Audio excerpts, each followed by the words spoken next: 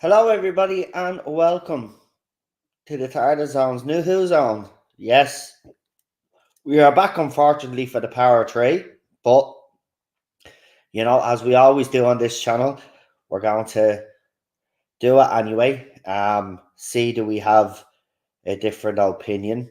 Obviously, as you guys know, he was the showrunner of the show. And he hasn't gone down too well with fans like ourselves. I'm actually going to say something here. If you compare Power of 3 to what he's given us, I say this is probably up there as some of his best work. But that's saying a lot, isn't it? I have sent out the emails to everybody. That's going to be joining us tonight. So we got 2 people already in the studio ready to go. So we're just waiting on the Queen. I've sent all the emails. I couldn't use the camera today because the green screen thing wasn't working properly. It was flickering all over the place. So no camera, unfortunately, tonight. I'll get once we get this sitting room area done the way we want to, I will get everything sorted out on that end. But it'll be on once in a while when it's not being temperamental, let's just say.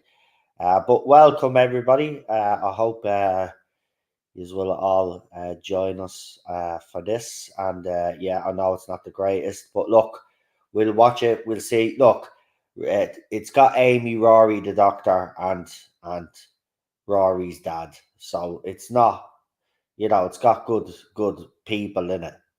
So it's at least that's something. It's at least the characters in it, we don't hate them.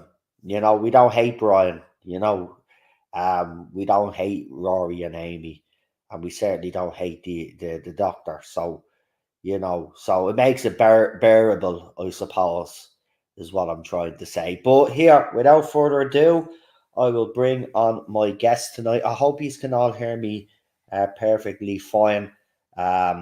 Obviously, without not using the camera now, so I know it's directly with the mic now, and I have it set as the default now, so we should be all good. Right, let's bring on our guests. So our first guest to join us, obviously, is royalty, as always. It's the one and only, huge Matt Smith fan, by the way. It's Queen Charlotte. Hello, we're back to my doctor. I'm very happy. That's it. Do I sound okay? Do I need to turn up the volume a little bit, or you sound good to me, clear, not quiet. Okay, that's perfect. I have the mic a bit away from me, but it's beside me, if you know what I mean, but it's a bit away, so that's okay. I'm glad I sound okay. Right, let's bring on our next guest. He's changed his name back, and I'm glad, actually, because Real Fugitive Doctor or Super Doctor was getting a bit of a mouthful. It's the one and only Real Super Doctor. Or maybe not. Maybe the internet. Are we going to have issues again? We're probably going to have issues with John, but we'll welcome John. Welcome, John. Nice to have you on board. Guys, can you tell me if my avatar on YouTube is actually working. Because if it's not, that's the one down. This is the downside to this mic. Actually, is the No, fact that my we can audio see your avatar. TARDIS though. We can see Okay. your symbol. No, that's in Hey, Noel, how that's you doing? here, but I'm Oh, no, talking no. about actually on YouTube itself. I We could could see you it here. beforehand. Yeah. I'll check now because it wasn't working yesterday, and I was wondering why. Maybe it's because of the camera. Let's see. Yeah, they're all saying the avatar is working and it looks in sync. Okay. Yeah, it is working. Okay, that's good. That's good. Can you hear me tonight? Yeah, I can hear you now. I can hear you now. Welcome, welcome, welcome. Let's bring on our next guest. It's the one and only PD Rich. Hey, PD's back. you know what we you haven't should heard do him in a now? while. Yeah, you know what you should do now? When you guys go to bring Charlotte on, bring Pumping on instead. Just a come on, he does that joke without us all having to do that. I know. Just want to see Bobby's face. Yeah, well, I didn't send him an email tonight because I didn't want him to suffer through this because he was feeling a bit under the weather. Yeah, and he's not as much Oh, come on. This modern... compared to Flux is the work. So he deserves a bit of a break anyway. So, I just, no, it's only fair because he sounded a bit rough and I want him to be fight and fit because what's there's going to be loads. There's going to be loads to be discussed and streams to be done, obviously, when RTD returns, and there's other stuff going on as well. Actually, Contact will be back on Friday because we got loads to talk about. Ben Affleck is out as Batman. Loads of other stuff. He actually did an interview where he talks about being in the Justice League being one of the worst experiences of his life. You could tell that with just the interviews with his face, God love him, when he was having to do the press. Exactly. So we'll be discussing that and more on Friday because everybody has to be caught up with Series 4 Cobra Kai now. So I want to talk spoilers on Friday. So if you are going to be joining us on Friday, I just want you to understand that there are going to be some spoilers as well as other news. And I see Lee is in the chat. Lee, if you do want to join us, you can. But I just said it'd be nice if you had a bit of a break and a night off. So it's up to yourself. Yeah, and it is Chibnall writing. We're saving you from exposing yourself to more Chibnall. So you can let me know now either way. I say relax, get a cup of tea into you, sit back and just watch a different episode of Doctor Who, but listen to the panel. There you go. Adjust the neutron flow, Super Doctor. Yeah, God love him. He's going to actually, real Super Doctor, why don't you try reboot your internet like you did last night? Because when you did that, actually, it seemed to steady itself up. There's Ted. How are you, Ted? He's coming in to say hello. Nice to meet you. He's on the stuff. They're just taking someone out on a stretcher. Oh, have they? Our building, yeah. Our building? Yeah. I couldn't tell who it was because I can't see without my glasses. Wow. What's going on? I hope it's not I hope it's not. At first when I went outside, I thought it was the guards. Right. But yeah, no, the paramedics are there. They've just got one paramedic and took him. He's sitting up, but he looks rough. It's a bloke. Oh, it's the bald guy. 1 year bald guy. Oh. I don't know if it's your man that does the flower.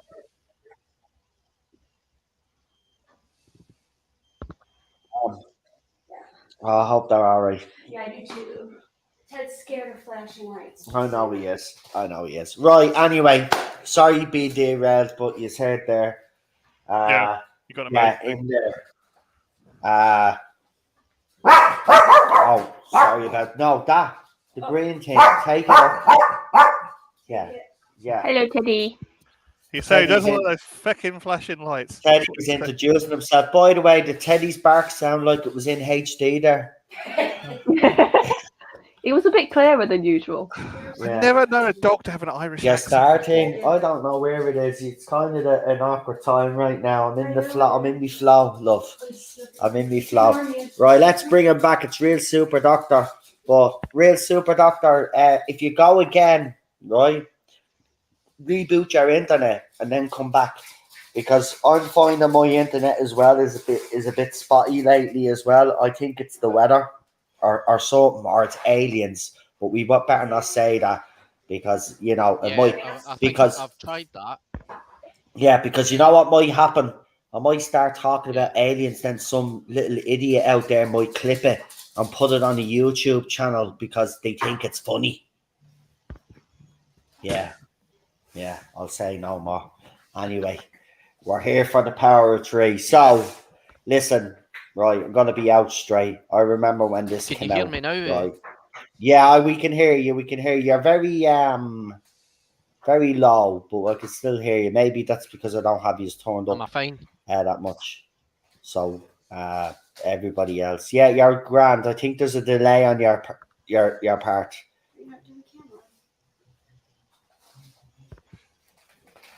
I think there's a delay on your part, and Cheryl's asking me why I didn't use the camera. Even a delay when. Yeah, there's the green screen's not working, or the thing is not working properly. So you let me crawl around on the floor trying to avoid a camera that's not even on. But, babe, the avatar is literally. I can't see that. That's no. Oh my God! But she's walking around like a busybody. I don't know what she's doing. That's what I was doing. I was trying to avoid the camera. Oh, No, Cheryl was trying to be considerate, and you weren't being very considerate I back, don't even were know you? what's going on here, man. What the hell? I'm like, leave me alone. You're making me out to be the bad guy that I don't even know what I've done. No, I'm just very simple. Shall I take the light then?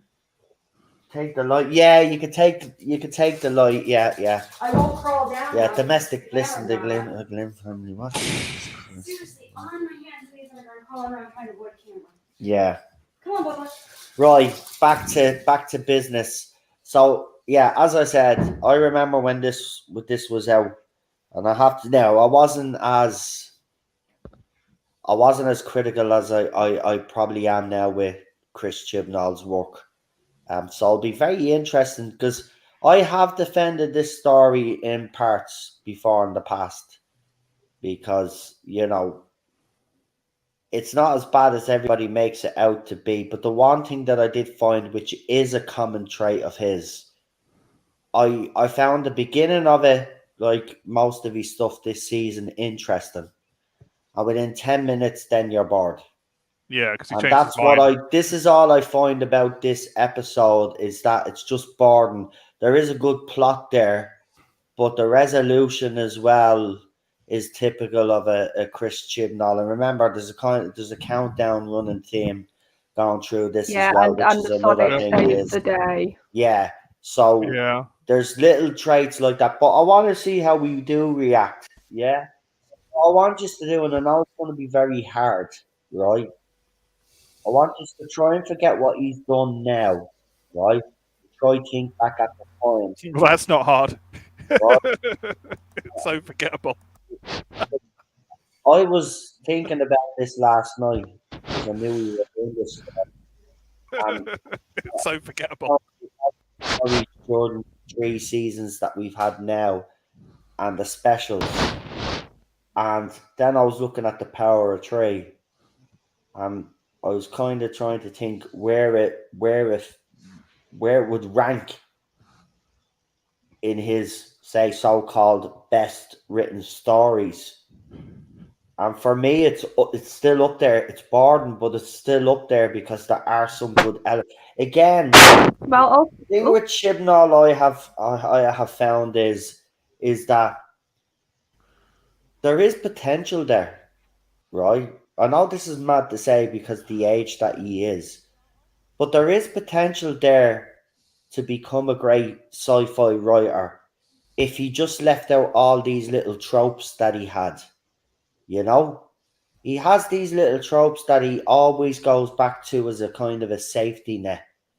If he got rid of them and actually took risks, now he'll say he took risks during Series 11, and you could probably say that he did to a certain extent, but they weren't the kind of risks that he should have been taking for Doctor Who, if you get me. It's a sci-fi show. He doesn't take risk in his actual stories. He takes No. risks with the most aesthetic things of female. That was the risk, but he didn't take any risk with the writing.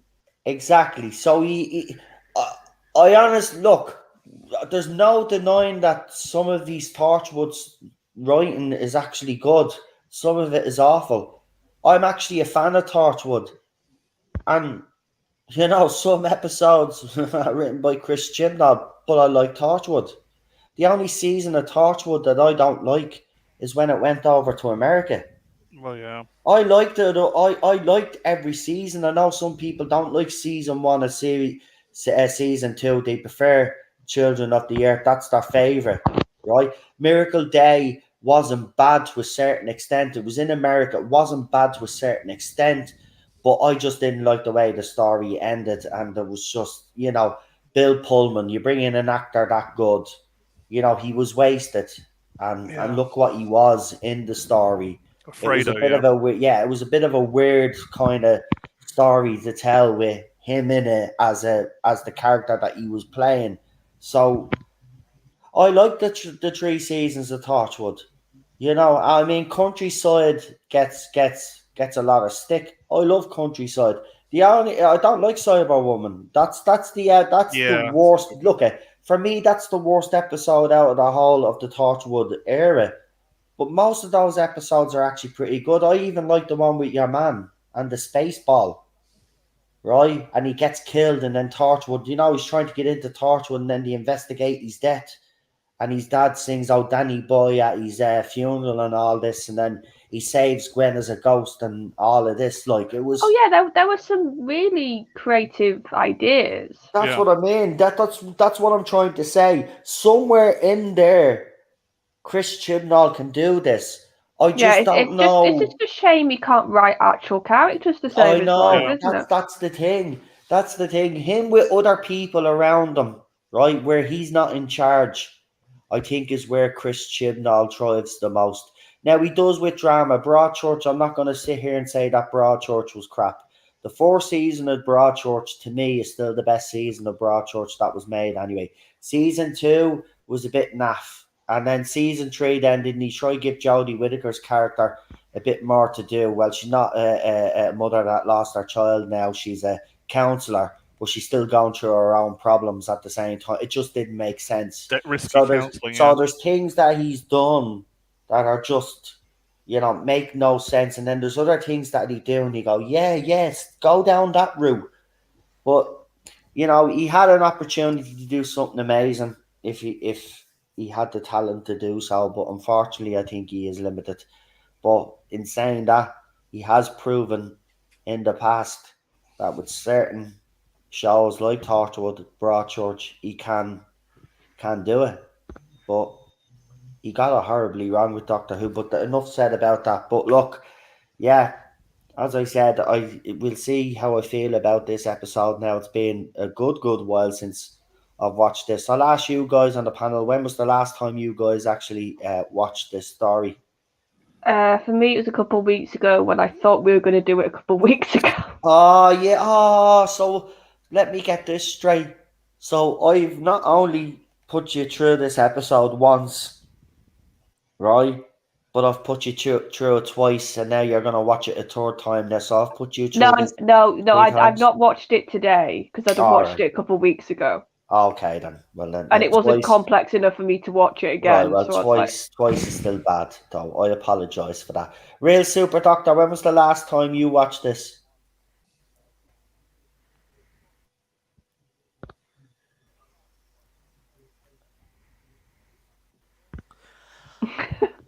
Okay. The last time I watched this was when it first aired and stuff. What you say? There's a huge delay on your part. There's at least 20-second delay on your end, Real Super Doctor. Seriously, isn't there, guys, about 20 seconds? There's a good, about that. Yeah, it's quite a good delay. I haven't counted how many seconds, but right. But we'll come back to you, Real Super Doctor. I'll ask PD Rich first. PD, when was the last time you watched this story? Last time we watched it on the channel, I think, wasn't it a year ago or something? No, we wouldn't have watched it a year ago because the New Who we haven't repeated any. Oh yeah, no, are we not watching random? Yeah, no, random, yeah, but not Power of Three. I don't sure think we have Power done. of Three. Did we do it here? Did Town Called Mercy, didn't we? I'm not sure we did a Town Called Mercy here, yeah. So so it's been a while for you as well, hasn't it? Very long while. I mean, I think I found this episode dull when I first watched it. I have to say. Right, we'll try Real Super Doctor one last time.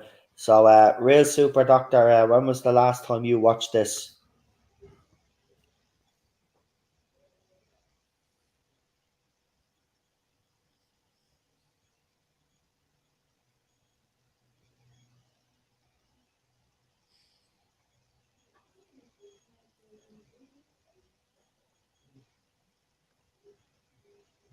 Okay, he's gone. Right. I'll tell you what we'll do. We'll wait for him to come back in.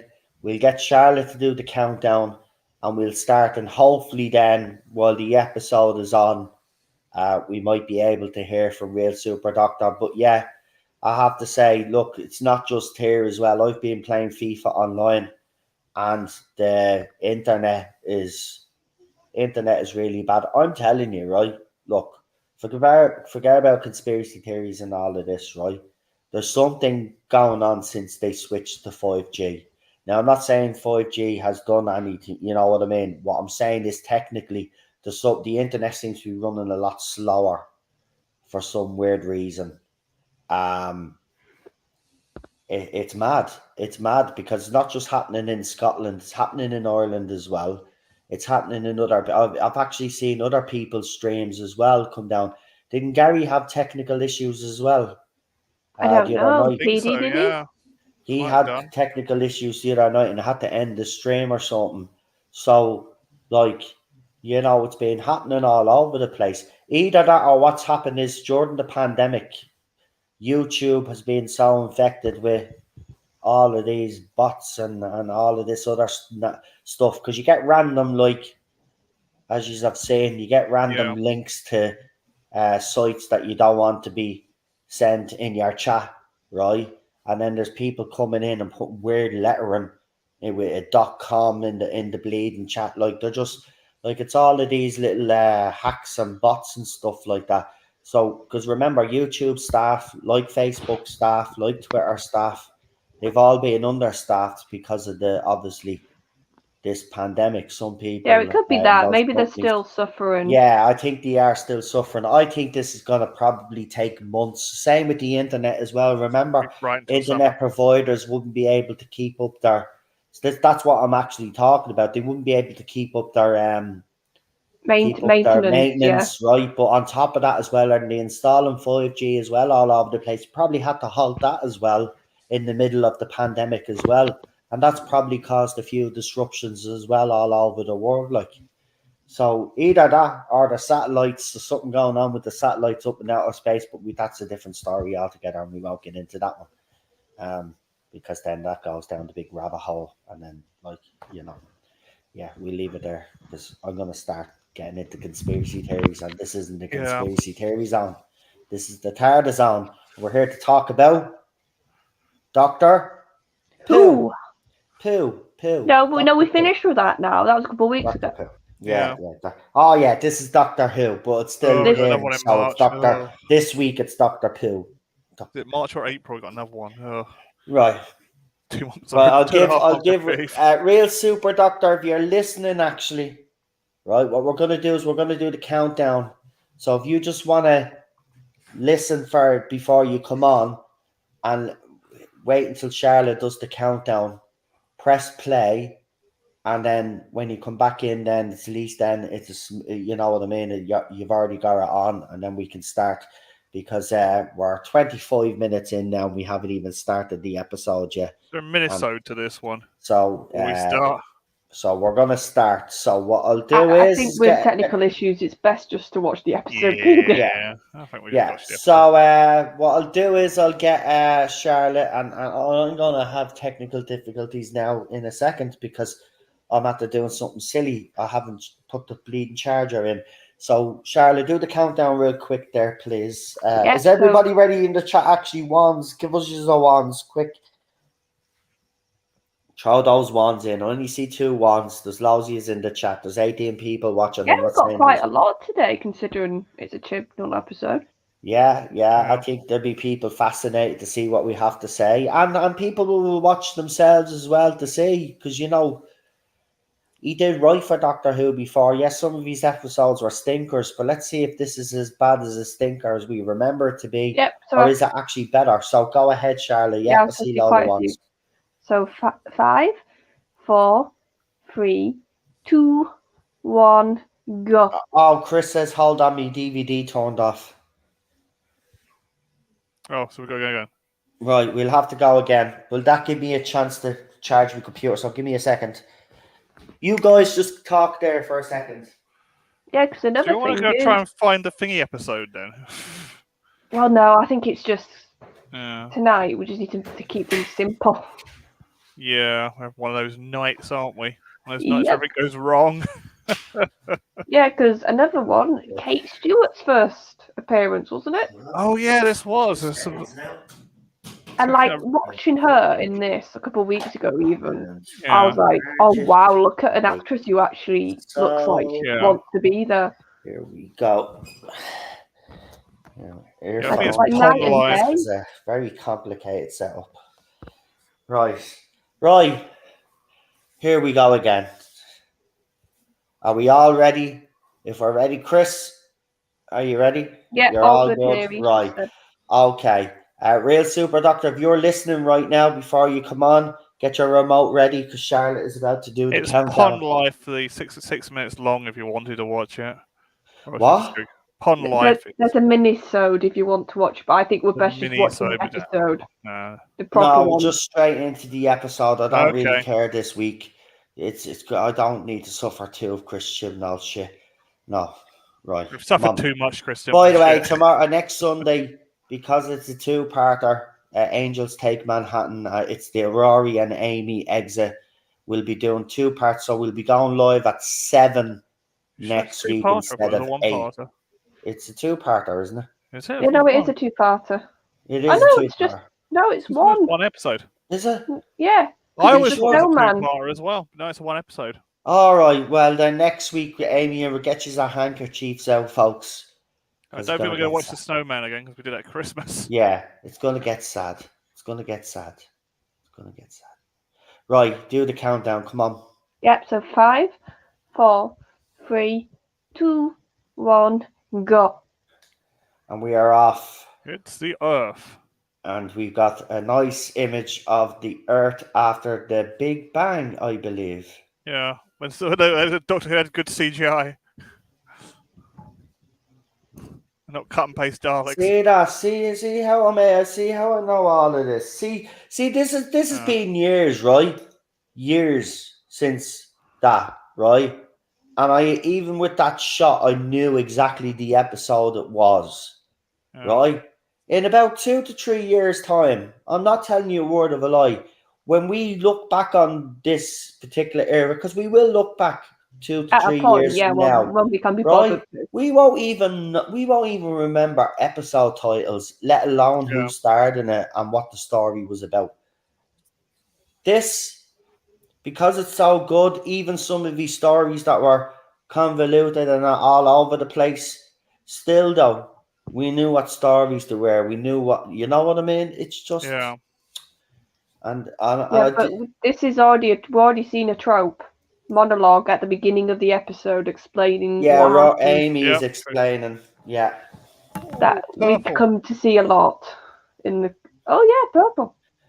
That's one of those cool anomalies. By the way, he's darkened up here. So it looks on this DVD, the title sequence is darker and it works. Yeah, it's all purples. Yeah, it works much better. Much better. And then he's got the cubes as the Doctor Who logo. That's I still don't like that whole thing of making the logo match the look of it to the episode. You ain't seen me, right? Now. Oh, So, Brian. Written by Chris. You ain't seen me, right? Mark Williams. Oh, the director's a Line of Duty fella. Douglas. Oh. I didn't catch the surname, but I recognise it. Yeah, but that's why it had the style of the camera work that it did in this episode. Yeah. Hey. You know, you can... If you got a director, that's the one thing I'll say, even though even the Daleks was crap, the direction, a lot of people did comment on the direction. The direction was very good, even though the story was complicated. So at least the director tried to make it make sense. And for that, she does deserve credit. I just didn't like the way she made it out, that she was the first female. Well, the way she wrote it up, you'd think she was the first female person to work on Doctor Who, the way she was going on. Like, yeah, but they all do that, mate. Like, leave it out, love. Fair play to you. You directed a good... You directed very well. Shit story. Yeah. Like Brian. Ain't seen me, yeah. Right? Brian was... Because obviously he's not like Rose's family. He's not like Martha's family. Yeah. He was his different character to them, which is nice. Yeah. But that same sort of role of being the familial. Yeah. Well, if it was, the invasion's already happened. You know what I mean? She says, is this an alien invasion? Well, the invasion's already happened, Amy. So it's like, do you know what this reminds me of now? It's at the popping into me head, and you are going to agree with me. Army of Ghosts. Yeah, it's a bit. The whole music in the background and all, him with the tubes over his shoulder, just like the little crap that David Tennant had. That's his. This is his Army of Ghosts. The fun thing about this is Unit's back. Oh yeah, and I really like Kate. I always have. I think it's a nice way to carry on the legacy of the brig. Yeah, the only problem I have is in this era, it looked like she wasn't bothered and she found it in. And she did. Yeah. Could you blame her though? To be quite honest. We said on the stream, mate. She probably saw the amount of actual script she got given and was like, "I'll take the money, but that's it. Like I'm not going to give you my A game." Yeah, she probably went through 25 scripts before they got the final one. Do you know what will be interesting? It'll be interesting to see if RTD brings her back. Oh, he will.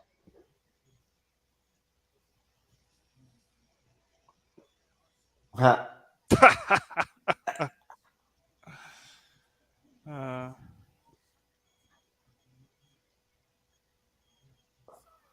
you just look at her. She even just this introduction, it was brilliant. Yeah.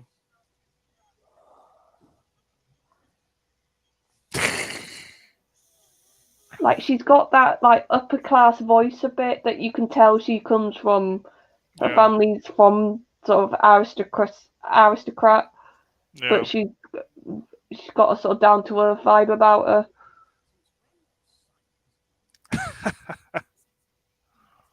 And you can see the Doctor's just like so happy to see her because he's clicked straight away who she is.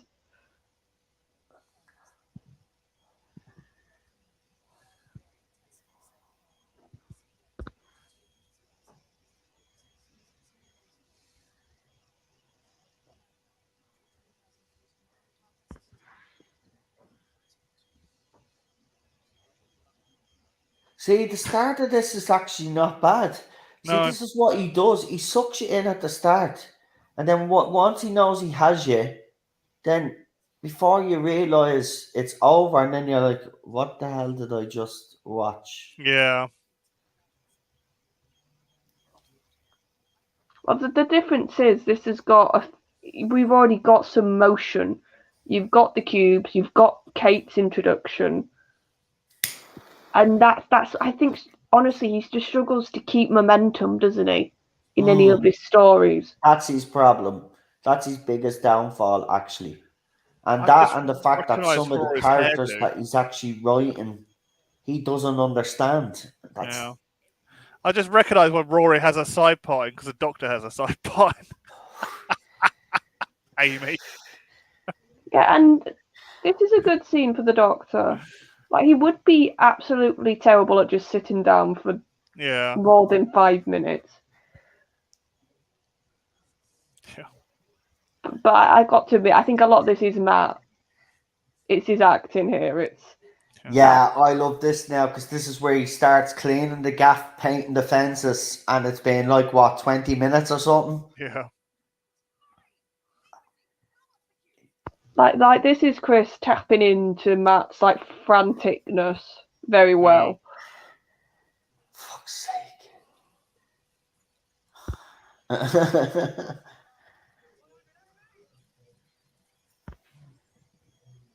Oh yes, the Twitter line, Chris, when the Doctor's like Twitter, and I'm like, well, that's funny considering what you do in a couple of years, Chris.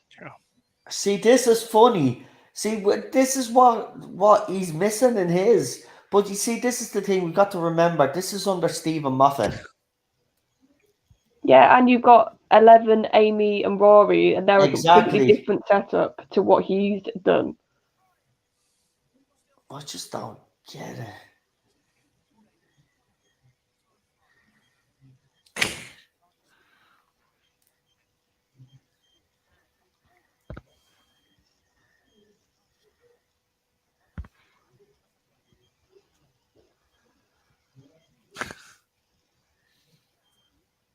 It's the banter though. It's much better than what you get nowadays.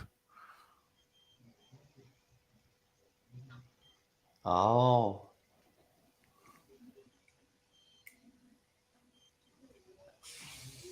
Rory didn't kind of mean it that way, though, you know? He was just... Rory being Rory again.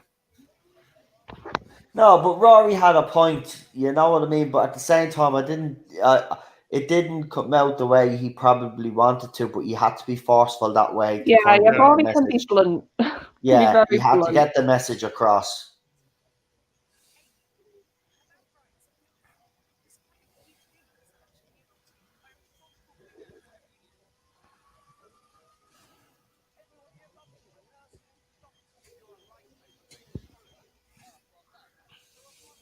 Oh look, Rory's the bestest ever as well.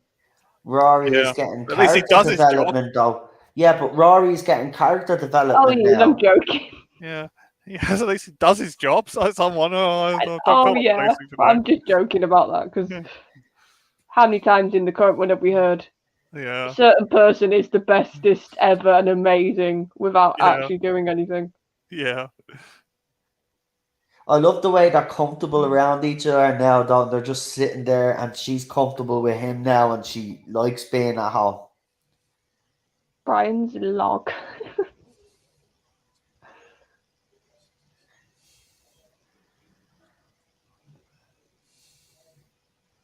But also, this is quite small scale, isn't it? This is like interpersonal sort of family stuff.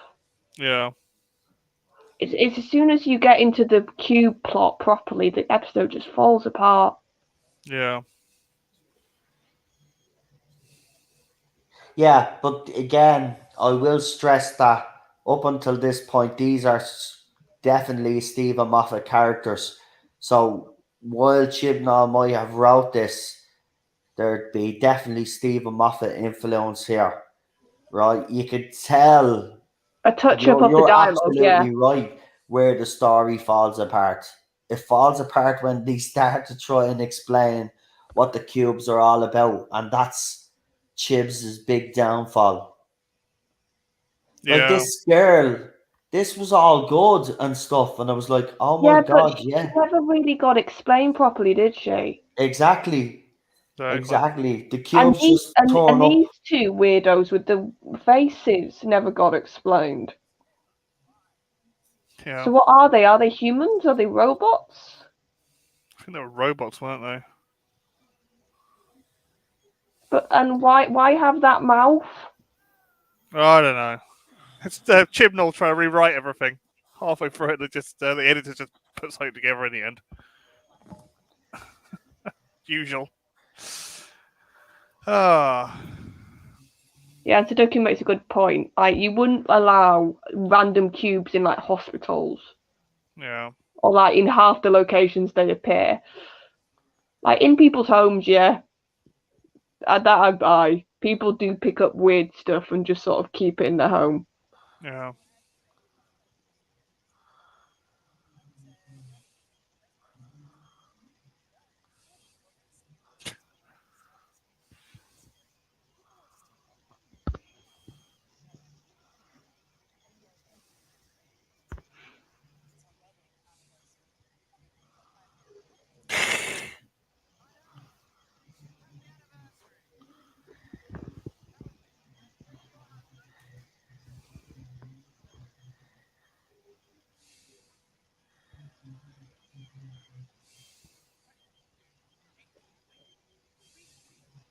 But you see, they didn't question it this time because look at them. Oh yeah, because they've had normal life, and was it 9 months? Yeah. Yeah.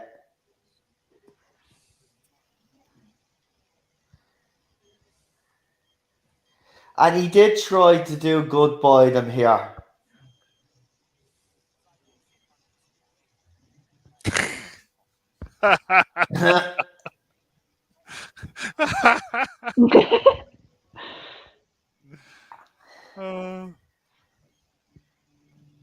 Oh, this is the one they're hiding under the bed. Yeah, and this is King Henry, isn't it? And Henry VIII. Yeah.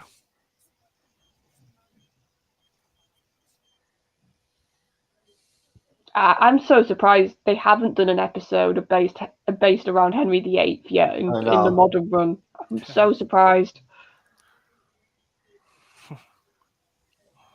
Someone teaches him to respect his I privilege.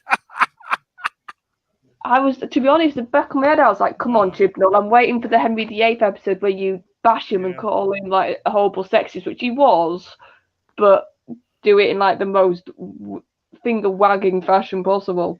This dialogue here is very good between Yeah, Brian but and do you not feel like it comes a bit out of nowhere for Brian to be saying these things? It's good dialogue, but I don't quite get why, because Brian's been characterized for this to love the adventure. Yeah, he did. He loved travel, even though dinosaurs in the spaceship. He loved that adventure, actually. So yeah, you're right. It doesn't, to his character trait, it doesn't make sense. He always, to me, it came across he would be more supportive of them doing it because he's got a bit of inner child or inner adventurer. Yeah. So it just felt, it's a good scene for technically, but it just felt a bit out of character. Yeah. Totally.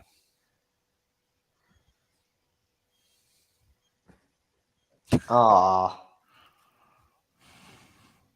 And Amy is loving it.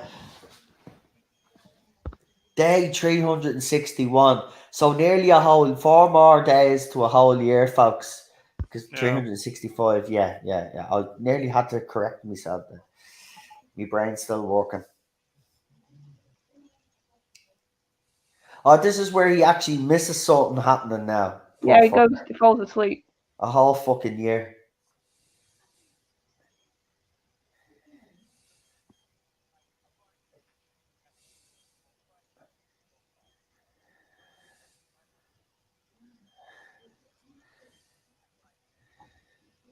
Fish fingers and custard again. Except they weren't actually fish fingers. No, biscuits or something, weren't they? Coconut fucking That's it. Oh, that sounds horrible. No, coconut, what do you mean? Yeah, coconut. Which what they should have really done is actually got fish fingers and custard, but the unsweetened one. Because if you haven't actually tried fish fingers and custard, might sound actually disgusting. Apparently it's not that bad. Well, it's not actually bad. Now, don't get me wrong, it's not something you'd eat every day. But a novelty, like for novelty, it's actually I had to try. Of course, I had to try something that in Doctor Who that he said, fish fingers and custard always seemed out there.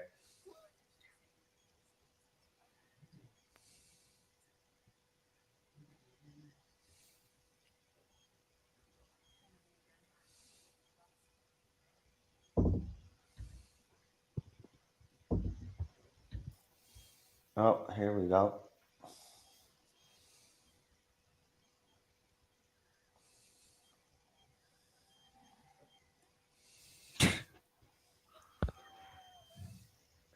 He's on the way. I love it.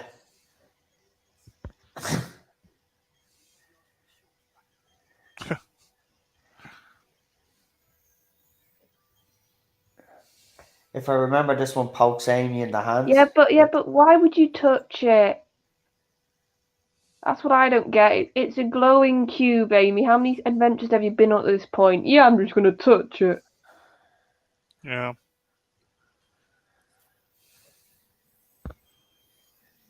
Yeah, Amy is not that stupid. No, she's Yeah. always been the sensible one. She's always the one that gets them out of trouble. I do love this part though, because he always does that, because he did that with Rory. Do you remember when Rory was the Centaurian, didn't realise he was talking to Rory? Yeah.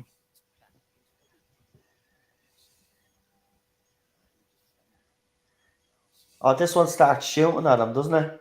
Yep. I think so, yeah.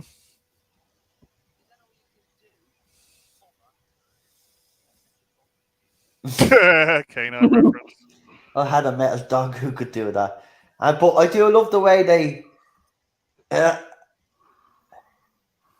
see, these would have been good, these cubes, if they had been explained, as Charlotte said, if there was a bit more backstory to them. And Well, no, maybe, yeah, they would have little worked. story does give you a Well, they're little an infiltration backstory to them, device, but yeah.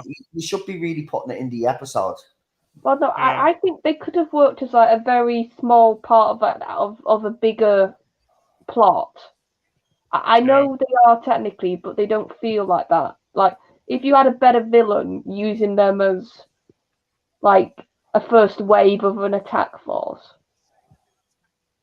and then something a bit more impressive comes along to actually wipe out humanity. Like they're deadly looking cubes. I wouldn't mind one that lit up like that. Yeah. Never released them, did they? You couldn't get the Corsair's cube or the thingy psychic cubes. You couldn't get I'd those. love one of them on a stand, and then you switch it on at night, and the thing Yeah. glows. Yeah. Deadly I think looking. Roboto made them, but they were just solid cubes for a while. I could probably make one that lights up. Flickering LED. Make it clear and I spray paint a few parts.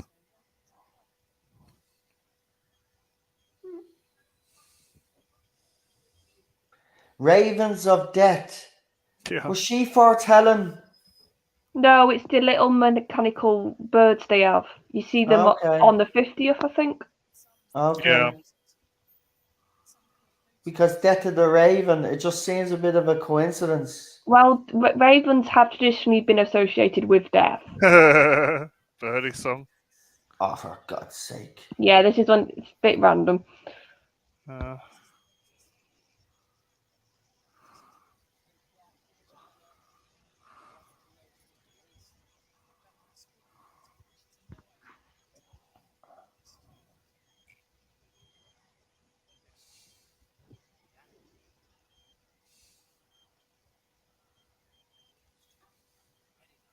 Oh, yeah, this is where he actually... Yeah. This is why I have a soft spot for a little bit, because this is the moment.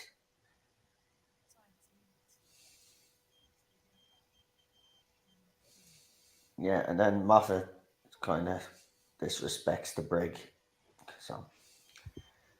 Yeah, but it's like, I know we don't like to make the comparisons all the time, but look at, like, you can see affection with Kate and the Doctor here. Yeah. You can see that sort of respect, but that affection. You compare that to her with Whittaker, but she really likes this regeneration of Whittaker's, even though Yeah, they're that was like, it, really. There was nothing. Yeah. Look at the chemistry here. Do you know, like, you can see it in her. Like, her and Matt are sparking off each other a bit. Yeah, she came off like a complete NPC, didn't she? Oh, this is the greatest regeneration ever. Yeah, well, No it was like reason. here, you can see that sort of Same, affection. Yeah. I haven't been in Tower of London in ages, since 2019, I don't think.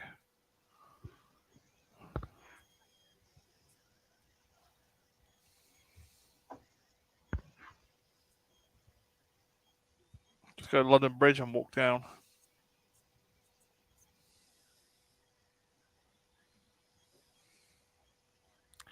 In Last a time I was at way, Tower though, of that's London, I what did he too. wanted for them, though, Yeah. because remember the last time he dropped them off, he says, "I don't want to be standing over your broken Yeah, body or but your dead body." he just can't stop himself. Yeah. Like, his basically, his mind knows he needs to leave them alone. Yeah. His mind is saying, you're gonna kill them, something's gonna happen. But That's his why heart yeah. It's can't. like all or nothing in the background. If you listen to the music, it's the all or nothing theme, the Amy's theme. So yeah. That's what Okay, I I mean. can't believe So I'm he's going to say running to this. them I this can't believe time. I'm about to say this. Chibnall, that is really good Doctor dialogue. Yeah. Yeah. But instead of people running to him, he's running to Amy and Rory now because he knows Yeah. that Yeah, he they're just going said to you'll eventually stop. stay. Yeah. Chibnall, did you forget how to write the Doctor then when it came to? Ah. Because that is actually really Starting to good think this episode Doctor. was Go For It, ghostwritten by someone else. See? Yeah. There you got the emotion in this scene Moffat had to just fix it, alone. you know? This is what Chibnall's missing. So how if he can do something like this, well then how can he not? Yeah, like even like just Fade From Me. It's really nice dialogue. Someone said me mic is not on. Me mic is on, yeah. You can hear me fine, can't you? Yeah. There's a nice Weatherspoons around the corner, Doctor. Well, maybe your mic's not on, but we can hear you. Yeah, we're going to hear you. Yeah, no, everybody's saying they can hear me. I just think it's Lee, maybe the sound is down somewhere along the way or something. But Real Super Doctor never came back to us, unfortunately. Oh, that's probably. No, everybody can I hear can me hear fine. Loud and clear, see? I think it's just you, Lee. He's saying your studio mic. I don't know if that means anything. Yeah, your new mic. It means your new mic. Yeah, my new mic is working. I can hear you fine. Just a second. Hold on, I'll turn it up one more. Can you hear me now? Is that better? Right, there's the countdown now. See, this is it now. This is his trope now. His countdown has started now, folks. Yeah. This is when it goes a bit wibbly wobbly, isn't it?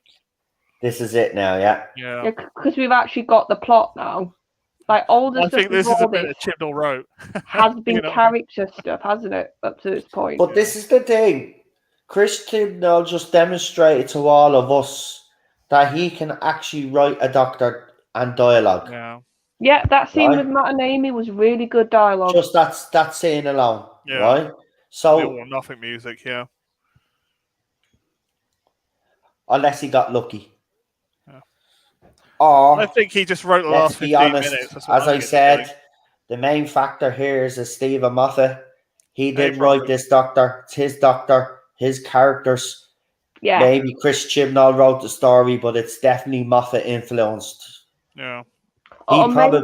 He probably would have been the man there helping the director direct this story, if you know what I mean, rather than Chris Chibnall himself.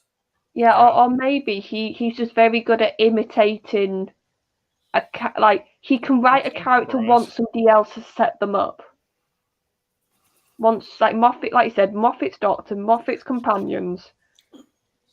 And Chris can then slip in once they've already been established and write them quite well. So this scene, for example, is a rip-off the Santaran episode. Oh, yeah. Carter, the hallway, the two guards and the bloke. You know, same thing. I'm starting to get a feeling he wrote the last 15 minutes of this episode, not the whole thing. Well, yeah, but no, there's like I said, the Brian suddenly not wanting them to travel screams Chibnall. Yeah. Yeah. Also, what screams Chibnall is, why would any hospital let somebody's dad randomly appear and help out? That wouldn't happen. Extreme emergency, no. Yeah, no, that screams Chibnall. Unless it, well, in fairness though, if it was a world crisis like this is supposed to be, it could be possible, Charlotte. Yeah, but you are right; it's really far fetched to a certain extent. Yeah, maybe to help, like in the waiting area, or to like help, but not to be on the ward. It looked like where like people would having IVs on them and stuff. Right, real super doctor, are you back? Can you hear me now? Yes, we can. Perfectly. Oh, well, I had a load of trouble. I had managed to delete all my passwords and everything from my YouTube. So I lost my YouTube. I went back and I had to go through all Google, and I had to get my older one that I had as a kind of backup. So I'm using my backup channel. Oh, for God's sake. Well, it's nice to have you here. You sound absolutely fine. There's no time delay. So we're on the cubes part now. It's counted down to 2 now. Right. Yeah, so it's coming up to 30 minutes, Super Doctor. And the doctor's just going to sit in it when it goes to 0 for no reason whatsoever, but just put his own life in danger as if he would be that stupid. Would he, actually?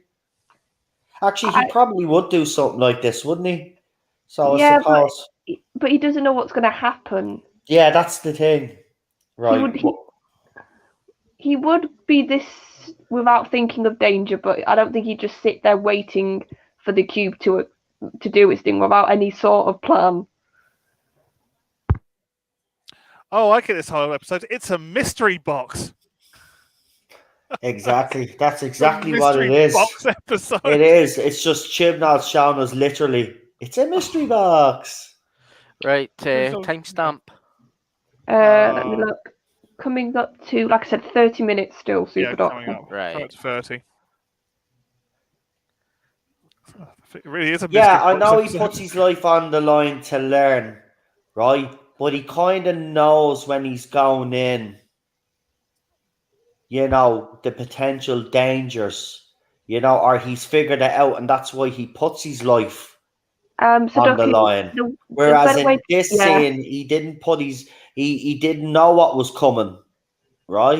The better way to put it, Sudoku, he would put himself in danger, yes, but he'd have a plan to get out of it, or he'd have something to minimize it, whereas he literally, it just came across as, I'm going to just sit in a room. Exactly, and now look what's happened to him. He's got one heart beating, so he didn't have a plan. He'd have a plan. That's 30 minutes now, Super John. Yeah, I'm at it now. The CGI is not bad for this. No, it's not. No, the CGI at the start was a bit ropey, but Still look, I think that's what gives the new Who era under Moffat and RTD its charm now. Yeah. Because it has in some episodes the CGI is aged badly, but that gives it its charm now. Gives it a more classic feel, if you ask me. Yeah. So I like that. Like, I mean, even the explosions and rolls, even at the time back in 2005, I thought it was a bit naff. Right? But you look at it now. Yeah. It's even more ridiculous, but it adds to it. It just adds to the story. Like this thing. I just had a thought. Go on. What has Amy actually done this episode so far? Nothing, and she's normally the one that would do everything. Like and Rory's just sort of, his dad's got kidnapped. Yeah. So we're now seeing also the I can't write companions trope. Yeah. Yeah, Amy has become kind of redundant in this story. She actually, you think about it logically, Amy, Rory, and Brian, didn't necessarily have to be in this No, story. it could have just been Kate. That's it. Yeah.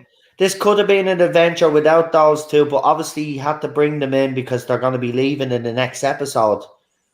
Yeah. Yeah, like I said, they did some lovely character stuff, but I'm thinking pure plot here. Like actions that affect the plot. They've done She's nothing. an android. That's what she is. That's right. She's an android.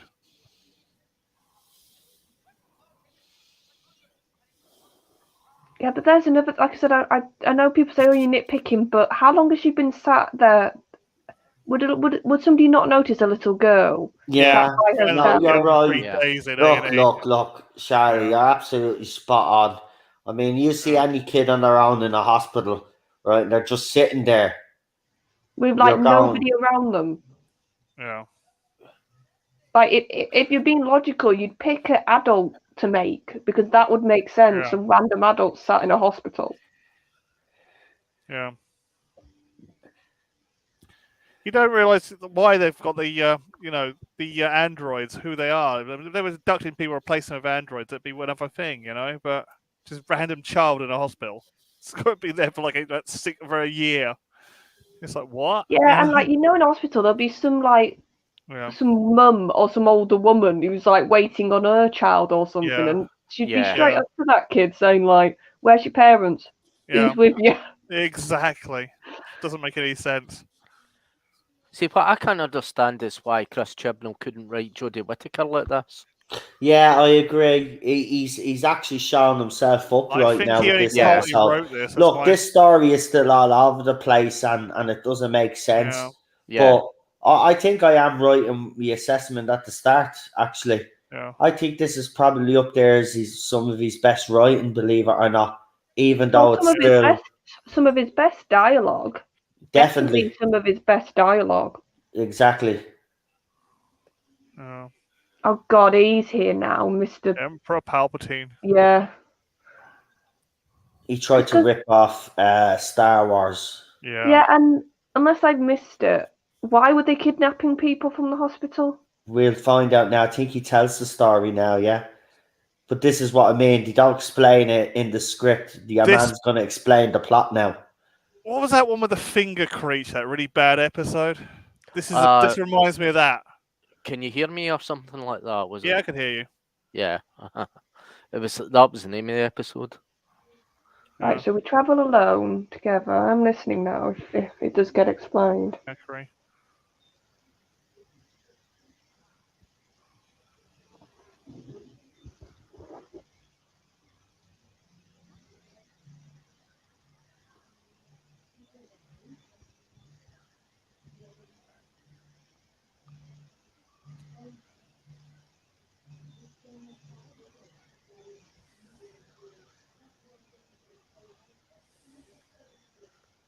See, I think Chris Chibnall can write good when he wants to. Yeah.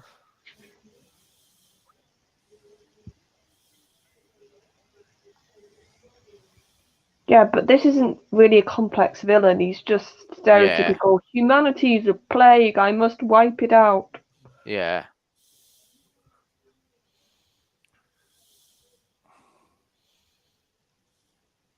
So basically, you asked what the purpose was, Charlotte. So basically, the purpose is that this race wants to stop the humans from going into space and infecting space with their humanity. Oh, no. That's the overall goal. But why kidnap to look? It looks like 6 or 7 people from the hospital. Yeah. I understand the overall goal. I'm just thinking for the more why these people from the hospital, why not just wipe everybody out? Yeah. Well, maybe we're seeing them in the hospitals, but he hasn't explained it well because he's such a bad writer. But maybe they also have agents inside police stations, fire stations, all the different emergency services and all the main parts of power. Oh, so replacements, okay. Yeah. Yeah, but because he's writing this so bad, he hasn't actually explained all of that. But that's what I'm thinking is actually happening because you're right. If they were just in the hospital, you are absolutely right. It makes absolutely no sense unless they were using the hospital as the portal, which would make no sense either, to hide their spaceship. It still doesn't make any sense if you get me, but Are you getting vibes of Can You Hear Me from this episode? Yeah. Massive vibes of that. There. So it's not just hospitals and equipment. Yeah. So see, he's getting the cast to further the plot rather than actually tell the story during it. Yeah. It's some weird alien race, and it's Can You Hear Me 2.0 without the fingers. Yeah. See, when I first saw this episode, I never had any issues with it at all. Yeah. It's more of tropey, the though. Matt Smith era. Yeah. It's been totally good. Yeah. This episode's so tropey, though, isn't it? Yeah. Chibnall tropes.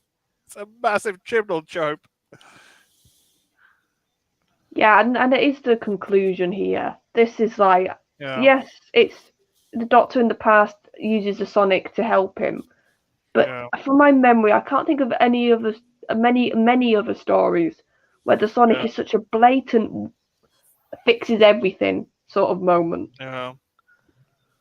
Well, you can see why John Nathan Turner got rid of it, because it was just there to make it easier for the Doctor and to kind of stitch up the plot. For me, the sonic screwdriver should be used to open doors. Yeah, just kill those people like that. See, I liked when the sonic screwdriver was used to kind of blow up things like electronics and that. Oh yeah, and use it for that sort of thing. But it's been overused, definitely. RTD now will have to correct that. But I think in RTD, spaceship. But in RTD there wasn't an over reliance of the screwdriver on the RTD. I'm trying to go through his Doctors. Eccleston definitely there wasn't. But there's about 8 or 10 people on that spaceship just died.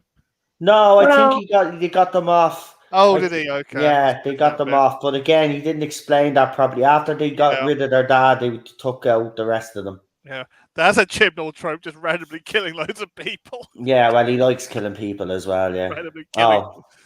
Oh, they all randomly died. We don't know how. They just died. Yeah, and then what Brian says here, I really think it... So in one scene, he doesn't want them to travel. Yeah. And now suddenly, no, you should go and travel with the Doctor. Yeah. You see, what he's also scared of because the Doctor knew that what happens to his companions that goes with him in the TARDIS and how their experiences with him kind of affects their lives, and just because the human race is like, I don't know, like a kind of. But he sees the humans as more of less.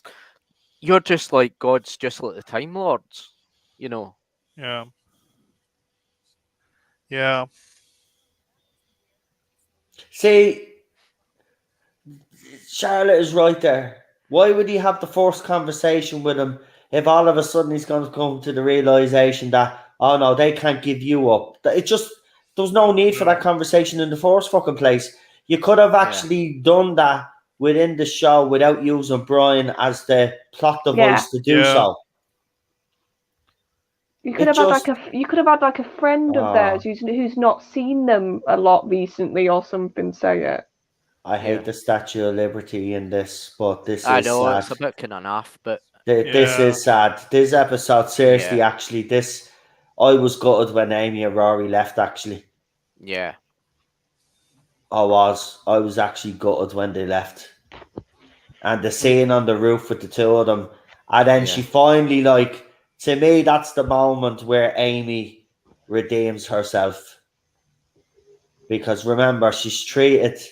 Yeah, she started to treat him a little bit better now, but remember, they were going to get divorced, but we found out why, because she couldn't give him kids, fair enough, but the way she treated him, right? And then the way she treated him when she first got with the Doctor. So for me, that episode, when she makes that decision to jump off with him, for me, that's where Amy redeems herself. Well, it's the final confirmation that she will always choose Rory. Choose at Rory, exactly. Yeah. And that's just a beautiful moment. That guts me, man.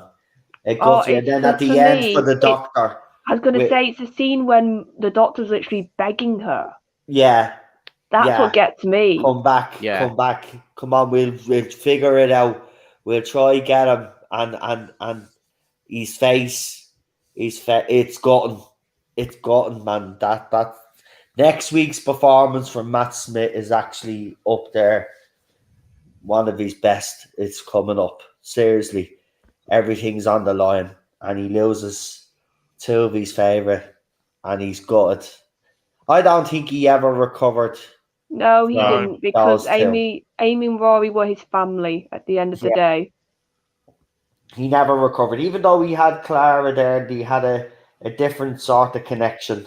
Yeah, he never had that same connection that he did with Amy and Rory. That really did. And then when he does finally leave, and Amy comes down those stairs and says, "Raggedy man, I don't care what anybody says, right? You could be act all tough, be the tough guy.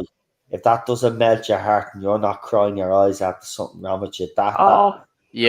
Warning now. I might have to mute myself that stream near the end. Raggedy man, that sets me over the edge. It's his face. He sells it. And Amy comes down, but she's smiling, and she just says, "Raggedy man." Yeah, and I think it's one of the more creative ways they've done the companion, because she's not really there. Yeah, because it's in his head. You can tell it's in the doctor's head because the inside has changed to all like the childlike drawings and everything, so she's not there. But it's just such a beautiful moment. It is. Next week is going to be a tough one, guys. Next week. But look, Amy and Rory still up there as two of the best companions in New Who. Donna Noble still to me is number one. I know that'll cause a bit of controversy with some people, but it's Donna, then it's Amy and Rory for me. Martha Jones then is a third.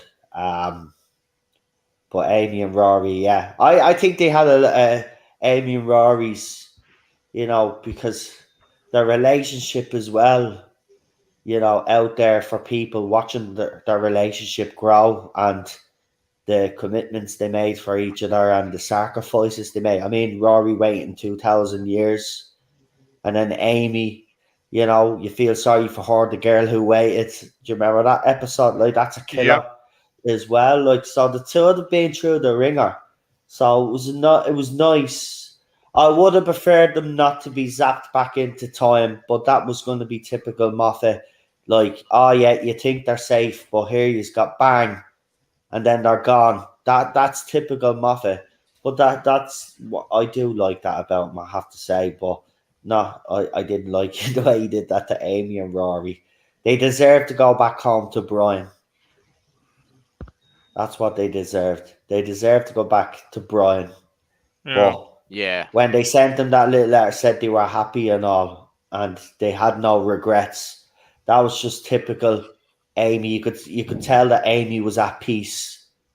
Cause she was the one writing the letter. Because she's the one that had, if anybody had the most to be angry about, it would be Amy. But the fact that she was at peace. They got to live a life together at the end of the day. Exactly. That's it. So, it kind of worked out, but yeah. It's right. You know why we're talking about this? Because tonight's episode's so bad. Yeah. We're talking about next week's episode, because tonight's episode, look, is it the worst thing Chris Chibnall has written? No. No, probably the best. No. I have to say, I am with Charlotte, right? The dialogue in this for the Doctor, and especially the Amy and Doctor scenes, Chris Chibnall can clearly show that he can write a Doctor when he chooses to do so. I think he just had an agenda from day one with Jodie Whittaker's Doctor, and that's why he got rid of Peter Capaldi. I think he wanted to do it this way, because I think he has proven that he can write a Doctor. Now, his story is still all over the place. The first 15, 20 minutes of this episode is actually decent. It's when, as Charlotte said, they go to explain the plot, then it all falls apart. The usual then Chris Chibnall Gus, can you tropes, hear me? countdowns, and so on, and things that don't really make sense start to come to fore. So for me, this episode, while not one of his worst, and I'm gonna kind of rate this as fair as I can. So for me, I will give this episode a 6 out of 10. A 6 out of 10, because it's still not the worst thing that he's written. There are still better episodes in Doctor Who Flux that are probably slightly better, because if I remember, I gave the first episode of Flux a 7. So Yeah, I and there don't was think another it's one you better quite than liked as well. I can't think and which there was one. another one I liked as well. So Oh no, I don't think you really like Once Upon a Time. I think you gave that quite a high score. did I? Once Upon Time, yeah. Twice Yeah, upon sorry, a I time. said it wrong. Oh, I did. Yeah, that was me, because I got that fucking the name of that episode wrong and all, and everybody in the Once chat Upon said, Time. "No, but it is that's what it is." It wasn't. I was wrong. But yeah, look, it. So yeah, I think 6 out of 10. I can't give it any higher. It's not one of his worst ones, but it's definitely the usual Chris Chibnall tropes. It's just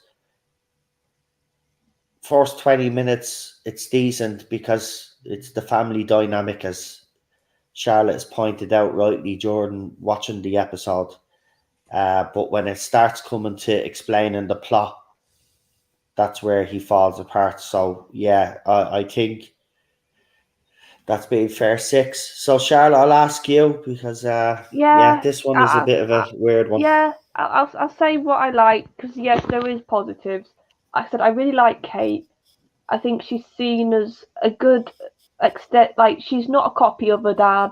She's different enough, but you've still got that sort of sternness that you can recognise from the Brig in her, and that affection for the Doctor. I think that comes from her father, and that sort of reverence when she looks at him a bit. And she's quite funny a little bit in this. Like, she's got some good one-liners. And Gemma plays a really good part, and I think she basically anything pre-Chibnall era, she plays a good part. And the idea that she sort of brought the unit to being scientific again makes sense, and I like that. Like I said, I really do like the Amy and the Doctor stuff, because it is personal. Yeah. You can tell he seems to understand their relationship very well. Brian is the actor's very good again, but I don't understand some of the motives of him writing wise. To say in one scene, why do you keep coming back? You need to let them live their lives. Yeah. And then seemingly out of the blue changing his mind, it just doesn't quite track. And the cube thing, it's yes, the idea of having something small and something that humans would naturally try and collect, but I still think it's underwhelming, the whole invasion as it's shown. The villain is a stereotype. There's not much to him. No. And the Doctor just waves the magic wand. There's no other description for it. But like I said, I do like the stuff at the beginning. I agree with you. The first 20 minutes probably is some of the best stuff Chibnall's done, really. Yeah. If you just take that 20 minutes. So, but like I said, the overarching plot had so many issues. I'm going to say 5.5, because I can't quite say 6. No problem. We've got a 6 out of 5, 5 out of 10, 4 out of 10. Lee gave it a 0, as far as I could tell. That's the lowest score. in the chat. I don't expect that unless from Lee, because he really can't stand this story. If I remember correctly, he hates this story. 5.5 out of 10 from Chris. 4 from Matt. Karen and Art are 0 out of 10 for me. Second half, says Raymond Williams. Fair enough, yeah. Look, again, as I said, it does have it's a Chris Chibnall story, isn't it? So it's always going to have its problems. It's like, it doesn't matter what he writes now. It seems there's always something. But we should have seen this coming. And look, there was a lot of clever people in the fandom when he was announced that went back to stories like this and analysed them and told us that he was a hack. I kind of had my suspicions myself, but I gave him the benefit of the doubt because I did quite like Torchwood. And I have to say, I did like season 1 of Broadchurch, and I think every writer or showrunner should be given the benefit of the doubt until we see what they do. But we learned very quickly, didn't we, with Chris Chibnall? That's the problem. But we'll the go with honeymoon period didn't last for long, yeah, did it didn't know. So Real Super Doctor, go ahead. You give your rating for this week's episode, pal. I would give it a 5 out of 10. I mean, it's not one of his worst. It probably is actually one of his best. Yeah. Because he keeps the Doctor. He doesn't change that. There's a lot of good interaction between the Doctor and Amy in this one, and I quite like that. And I like the fact that Brian is very scared of because of his experience, his small experience with the Doctor and the TARDIS, and the experience of his previous adventure with him, and how dangerous it was, and how that it could risk Amy and Rory's life. Yeah. And he saw the kind of impact that the Doctor was having on them, and the fact that the Doctor's this 1,000+ year old Time Lord, and he's a very advanced being, and he's ever since he had came in contact with young Amy, in the first season in 2010, he had such an impact on her, and she wanted to go with him. And that's probably started the want for adventure, and it kind of takes off from there. And it really is a sad ending to the Amy and Rory Pond. I felt that scene where they fell on that, and that was kind of for me, and it was kind of a bit teary. But this story, the plot's all over the place with this one. It's like it's like we have this cube, and it works very slowly, and it does all these kind of things and all that, and they put it all through all these kind of stupid tests and all that. And I thought that everybody obsessed about all these cubes was a bit sheer nonsense. And then when the cubes started to turn vicious on them, I thought that was a bit kind of stupid. And the fact that this was a kind of a different kind of invasion and all that. But when Unit became involved, and I thought that Kate was a great throwback to her father, and the fact that her presence there made it kind of more like, the fact that she could help the Doctor along with us. And that they find out the villains this kind of holographic alien part of a spaceship thing, and I thought it was a bit kind of naff. But I thought I thought it wasn't intelligently written, for the fact that you're still questioning it. Why is this alien still here, and why is he taking all these bodies from this hospital and all that? What's the real reason for it? Because there doesn't seem to be a real true reason for it. It's just like it's like Chibnall making it up as he goes along. And but the ending and Oh Jesus! Brian changed his mind to the doctor taking Amy and Rory, and Amy and Rory just go off with him and all that. Yeah. It just shows you that Brian's just had his thought about it and that, and that it's their life. He can't be the that he can't be the one that Rory always goes to. Yeah. He's got to let him go and that, Yeah. and he doesn't know what's going to happen to them. But Exactly. it's very sad that bit. But Yeah. give this a 5 out of 10. No problem. PD.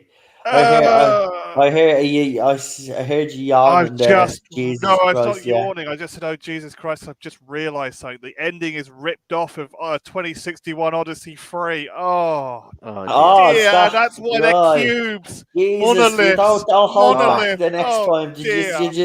Did you hear him while John was talking? That was brilliant. That was Wasn't all you against could you, hear. John. I Background just, was I could hear you in the Jesus background. Christ. Oh my Jesus God, Christ! I was like, Jesus I Christ. thought, is he saying Jesus Christ because John is still No. down, or It is he wasn't- saying you were- Jesus no, Christ no. because something's had happened? But it was No. funny the timing of it. It was just I thought I was boring you because I know Yeah. I was going. No, John. Doctor, it's not you. It's just I've just discovered what this is ripped off of. And I'm right. Well, Yeah. go on. Tell Right. us your thoughts anyway. So explain. Okay. So explain to us why this is a rip off because what you call it. Yeah. Because interested because we got that reaction out I you. can't So give this any for more than a anybody 5 that doesn't know what the show is that you're talking about, tell people why it's a rip off. Okay, we've all seen the 2001: A Space Odyssey and 2010: A Year Make Contact. Well, the third book is 2061 Odyssey 3, and then there's another one after it, 3001, a final Odyssey. Right. They were never made into films; they're only books. Right. But in the third book, it's about the humans trying to, getting too big for their boots and going to the third planet when they were told, the machines told not to. Right. And that the whole bad guy and the whole antagonist is based on the monoliths. They were machines created by aliens to keep control of the humans, Right. to see the galactic seeders. But they thought the human race is getting too out of hand, so they started kind of pushing back. This is just the machines. This is not the alien race created the machines. Nobody knows who they are or what they are. They're long dead. And this whole thing is a trope on 2061 Odyssey 3. Okay. 3001. And I'm like, oh God. I'm like, right. Shit. Well, like, that is just crap. Yeah, that is crap. Jesus. Well, I haven't read them, so I don't know what you're talking about. But there'll be It's all someone right. in the chat that probably does know what you're talking about. But does sound very familiar. But go on. What were your thoughts on this story anyway? Overall, generally, the story it's like it's the first two kind of 3/4 of this story is fine, but it's that ending. The whole end part. It's just, can you hear me again? And it's just crap writing. Yeah. Bad writing. And ripping off Arthur C. Clarke is like, what the hell? Seriously. Right. But as I said, I enjoyed the beginning. I enjoyed all the mystery at the beginning because he's good at doing like who done. Yeah, he is, isn't he? That's another thing that we will have to praise him on. He can do mystery because look at Broadchurch for season 1 especially. There was a lot of mystery. We didn't know who that killer was right up until maybe the second last and maybe the last episode for some people. If you're clever enough, you'd figure it out the way through, like me and Cheryl normally do, because we're detectives like that. But you know what I mean? You are right. He can do mystery, PD, but again, go on. It's just he can't deliver in the end. He just rips someone else's story off or just uses tropes. I mean, you've got the androids running around. It's like the two robots and the android, the little black android girl. It's like, what's that all about? Is she a hologram too, or is she physical? It's like, sorry, can I just answer problem being? I have watched 2001: A Space Odyssey. I haven't read the books. Yeah, it's very cerebral. The PD is talking about the later on in the books that weren't turned into the third movies. And fourth book. I have seen the movies. Don't everybody has. Jesus Christ, what kind of film buff do you think I am if I haven't watched 2001: A Space Odyssey? if you haven't watched that movie, then you're not a movie buff, in my opinion. Just You're not like a if you sci-fi haven't fan watched if you haven't watched 2001. the original Planet of the Apes, Yeah. like, you know, if you haven't watched that Charlton Heston movie, there's something God wrong with help it. me, you damn Right. dirty ape! Yeah, well, I have to admit, right, when I first seen that movie, just slightly off topic, I didn't see that ending coming, but that's all I'll say. Go ahead, Yeah. PD. My God, you apes! You destroyed it! Ah! I love that film. Yeah, Planet of the Apes is brilliant. This 2001 is one of those films you're not a sci-fi. You weren't considered a sci-fi fan in the 90s or 2000s if you hadn't seen 2001. That's what I mean. I've seen, no, Yeah. Jesus Christ, I've seen them. I just haven't read the books No, or I've the only books read the that synopsis. PD is so- actually talking about. That's why I said Third and explain to fourth people book, in yeah. the chat that probably doesn't know what he's talking about. Yeah, it's the third and No, I fourth have. book. Don't worry, man. Jesus Yeah. Christ, I wouldn't live that down if I didn't watch those Yeah. movies. They're classics, man. Yeah. Classics. The Go Nomad, ahead. the Changeling Star Trek episode is slightly based on 2001. That's what the whole of the Vija plot in the motion picture is also slightly based on. Why the whole thing is the supposed to be like the Slotion picture was like the motionless picture was like it's just a 2001 ripoff. It kind of was in a way, but it was still a film.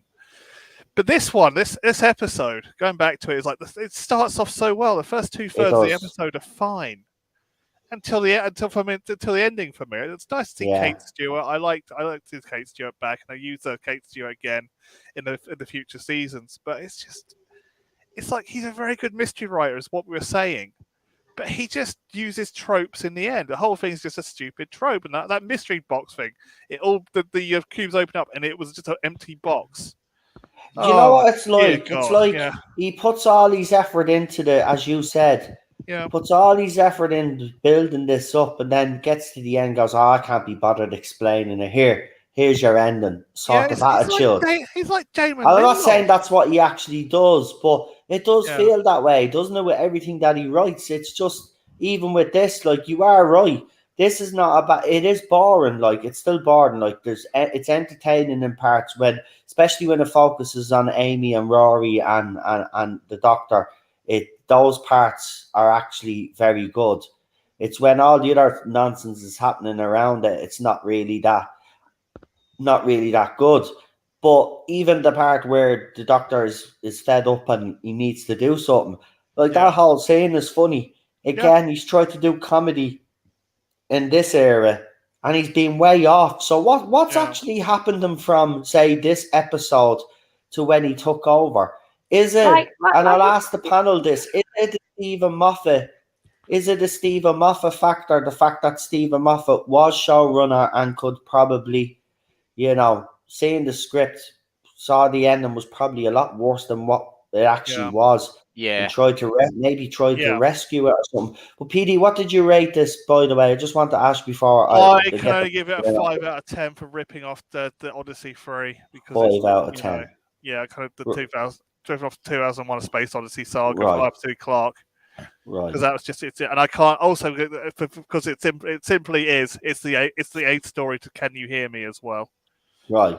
Well, I'll ask you that question because DSB in the chat has already gave an answer. He says, Capaldi said that Moffat tweaked the scripts of other writers often without taking credit.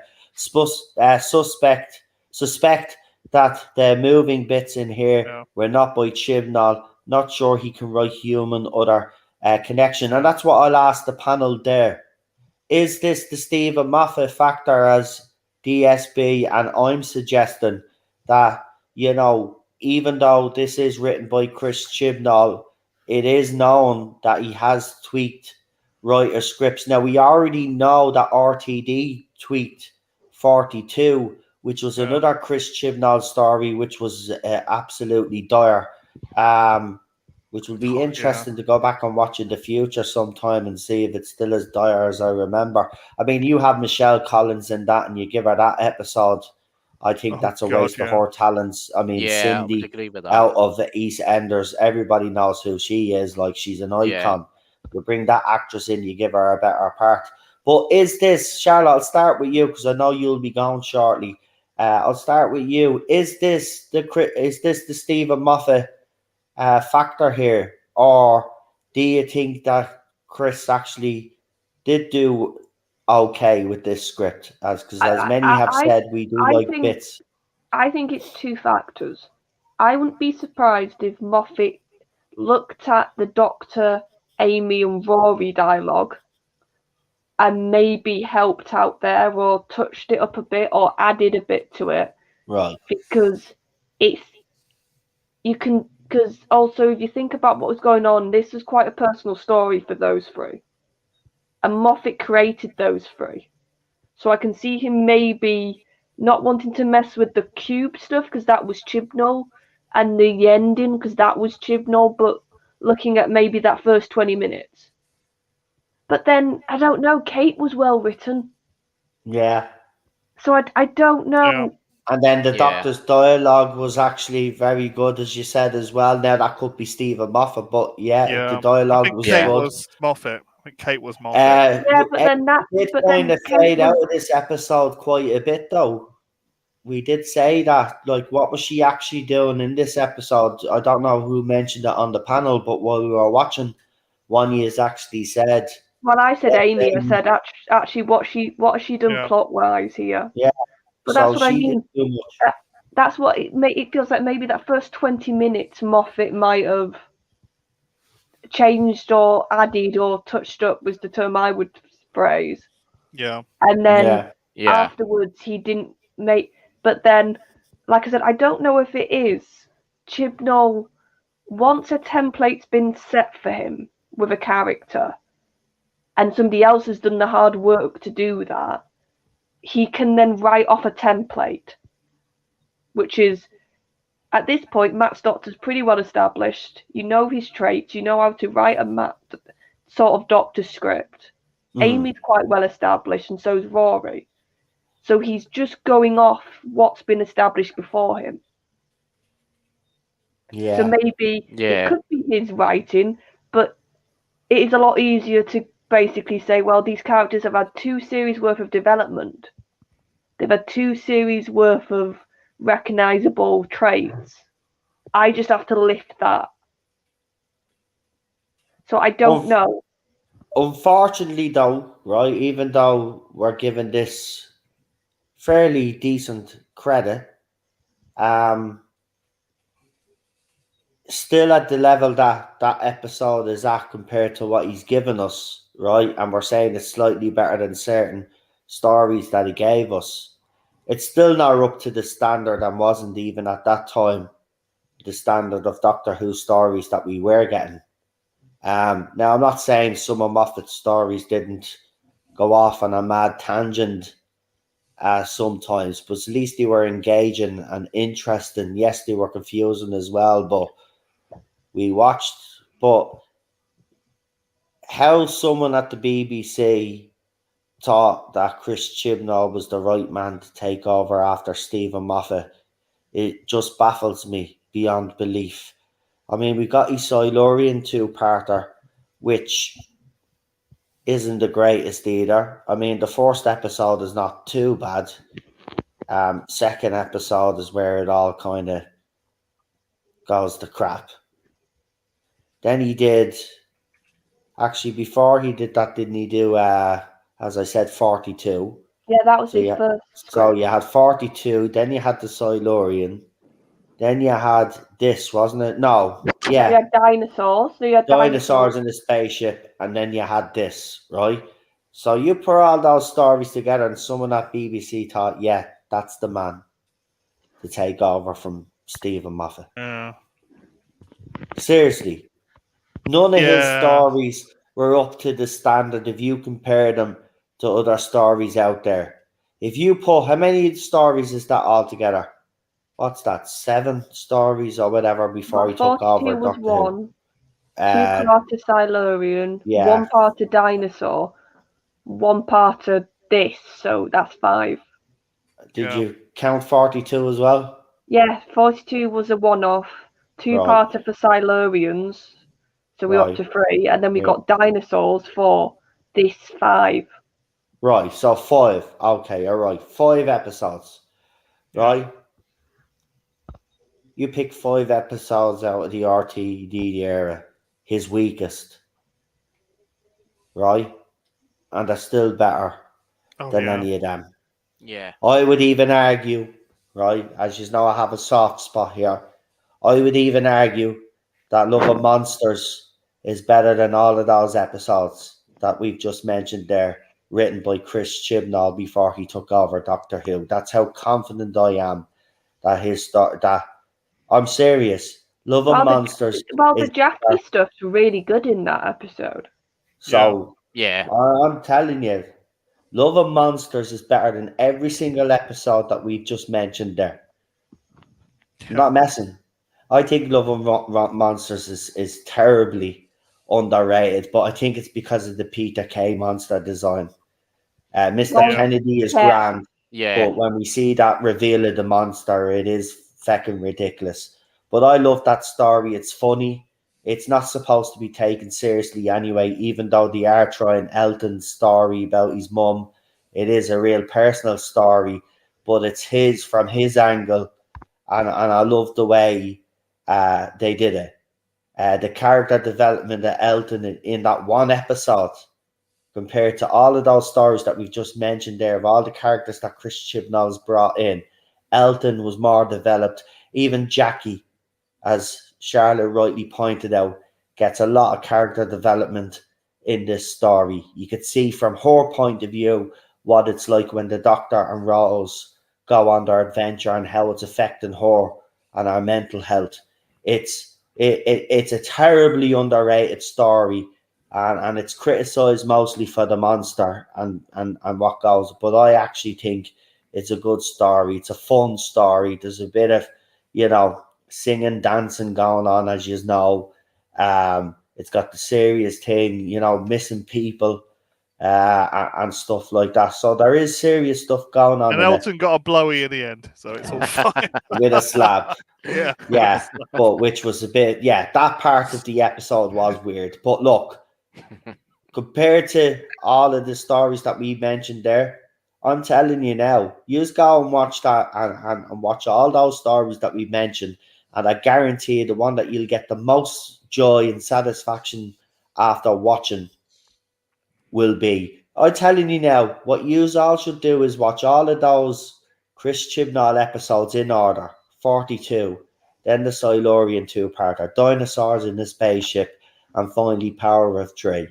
And then at the end of all of that, right, when you've watched all those episodes, go back and put on Love and Monsters and tell me after watching that, after watching all the other stories that you've watched, that you don't come to the conclusion that I've just come to, that story is got a bit of everything in it. It's fun. It's got that emotional element to it, right? The monster, Peter Kennedy is deadly. Peter K playing Peter Kennedy is deadly. Mr. Kennedy, sorry, is deadly. It's when he just transforms into that Zorbaloff is when it actually goes ridiculous, right? But the whole story itself, it's actually a decent story. I'm telling you now, guys, if you did that and you watched that story, I'm telling you, Love and Monsters beats it. I think Peter Kay never liked his monster costume. No, because he knew he sounded ridiculous, and it was a ridiculous concept because it came from a child. It did. We did, and we know who that person is because they I won't rehash all stuff, but let's just say the kid didn't turn out to be as nice as people thought he would be. I admit Love and Monsters or The Hungry Earth and Cold Blood would be a tough choice, says Sadako 24. Yeah, and I love Lee's comment. I think pretty much anybody would if you said watch all of Chibnall's stuff one after the other. Yeah, I know it's a hard task, but it just to prove me point. Just to prove me point. Look, I know a lot of people don't like Love and Monsters either, but if we're comparing Love and Monsters to everything that Chris Chibnall has written, if you're looking at it from a technical point of view, right? Just at a technical point of view, Love and Monsters is far superior on every level. Character development, story, plot, everything. It's got everything going for it. Now, if you look at it on all the other aspects, right? obviously the Peter Kay costume's not the best, right? I will admit that. But everything up until then is great. They're telling a personal story about Elton, what happened to his mother. You know, I love the music in it. Yeah, you've got Linda. And you've got the band Linda, obviously. Well, they turn into the band Linda. But, you know, you've got all of that going. I'm telling you, man, even those characters, they were one-off characters, right? And they got more character development than Yaz and Dan did in the entire series of Flux, right? Got more character development than Jodie Whittaker's Doctor did in 3 seasons. That's the startling difference, guys, right? But that is the startling difference. The standard of this show and the bar has been set so low that a lot of fans are being fooled by it. Now we got some ridiculous award that Jodie Whittaker won for Best Actress. By the way, Doctor Who won a poll against Line of fucking Duty as the best returning drama. No, apparently, if you look into that, it's some unofficial fan on Twitter that's created that so-called award. Is it? Yeah. Right. Well, then again, it's not a real award, but Doctor Who will take Arton right now, and I wouldn't be surprised if it was commented on or is Golden commented on yeah. in BBC circles, like, you know, there Doctor Who won another pointless award. Yeah, the problem is though the fact that it beat Line of Duty. Line of Duty, right? It's but like, you see, here's the thing, though. I can understand if it was people voting, though, right? But here's the thing, Charlotte, right? I can understand that result to a certain extent, right? If it was just a vote and a poll or whatever, how it was done on social media, right? Because not a lot of the older generation are on social media. Now, I know you love Line of Duty, but Line of Duty's audience is a more mature audience. Obviously, you're a mature person, but you know what I mean? You're younger than most that would probably watch. You'll say that, right? but like, it's won some like, how do I phrase this? Like, Line of Duty can win stuff that is got a more of a younger audience voting. Like, right, well then how the hell that right? So then this is what's happened. Either the admins at this so-called fan-made award thing are on something, right? Or they're just completely deranged because they're Doctor Who fans that love this era and are trying to make it out that, which I am seeing rearing its ugly head again with some articles now after the last few weeks, after the last few episodes that we got, they've been bashing it. But now it's like as if they've toned down the bashing now and now they're kind of reverting back to the articles where, Doctor Who, you know, here's the things he got right in all of this. He got nothing right. He got nothing right. Line of Duty can win like TV choice type of things, and I know that will have some older people, but that's also got a good chance of having younger people voting for stuff like that. I just can't believe that Line of Duty lost.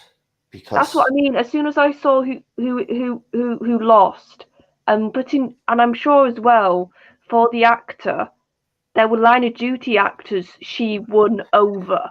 Which as soon as I saw that, I was like, okay, maybe the show. But you're telling me Jodie Whittaker can act better than any of the core Line of Duty actors? Yeah, wasn't that called The Midwife was there as well, wasn't it? Wasn't Peaky Blinders there as well? Yeah, if you look at the dramas Doctor Who beat according to that poll, you just thought, what's going on here? Listen, there's no way it's beating Peaky Blinders. Now, Timmy Shame, I am going to admit that I have watched Call the Midwife. I've actually watched he had a couple of Christmas specials as well, if I remember correctly, and I've watched them. Now, I'm not an avid watcher, but if it's on, I will leave it on and I'll actually watch it because the story can kind of engross you. But I haven't actually got to the stage where I want to sit down and watch it from the beginning all the way through, but I will watch an episode, right? and every time I've watched it, it's been emotionally charged, full of drama, and it's kept you at the edge of your seat. There's no way Doctor Who's beating that. Call the Midwife, right? The fact that it's beating Line of Duty into second place, no, that's No, but like whoever's I said, coming up with these polls. But this is what's happening. You've got the Mirror, you've got a journalist from the Mirror, right? And I'm just going to say this out straight now, right? To all these media outlets out there, if you're listening, right? Before you put up a bullshit article, make sure you do your job as a journalist. And your job as a journalist is to do the research. Now, if you're not willing to do the research and look at evidence actually right in front of your eyes where it's a blatant forgery, and you're basing an article around that blatant forgery, then you're making yourself out to be what you are, a hack journalist. Now, the Mirror have often been praised because they've always gotten a lot of stuff right. But this one particular journalist now, she's on Twitter, right? Now, when I say she's on Twitter, she hasn't been active on Twitter in a good, I think it's about a couple of years, right? Don't ask me why. But if her articles aren't to go by, I can understand why she's not, because she's probably been gotten abuse in the past for articles that she's written. Because you know that screenshot that was going around of the so-called production news on the new series, the Doctor Who, where it said it was Matt Strevens was still on, where Matt Strevens was still going to be part of the show. It was still being filmed in Rotelock, right? Even though we know all of this is false, because Matt Strevens has actually put up a tweet to say end of an era. I think he actually said, don't know if I'll be ever writing for Doctor Who again, and left it at that, right? RTD himself has also come out, because part of that little hoax thing that she do a whole article on, they said that that they had cast a female doctor, right? Not true.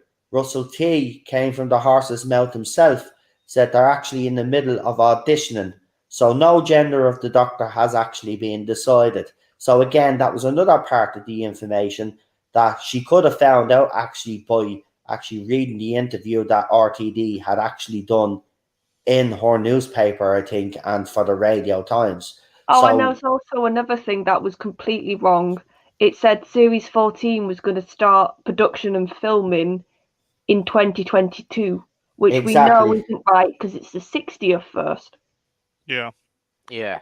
Exactly. So that's what I mean. But this journalist based the whole article on that hoax forgery, and she printed it. And she got for BBC everybody to see. Studio's address wrong. Yeah, they're not right. At broadcasting so then house, on top of that, right? So I've had enough of these journalists. So I actually tagged her, and I actually just wrote. Now I wasn't actually nasty or anything, but I did say, listen, if you're going to report on stuff like this, it would help if you did basic research.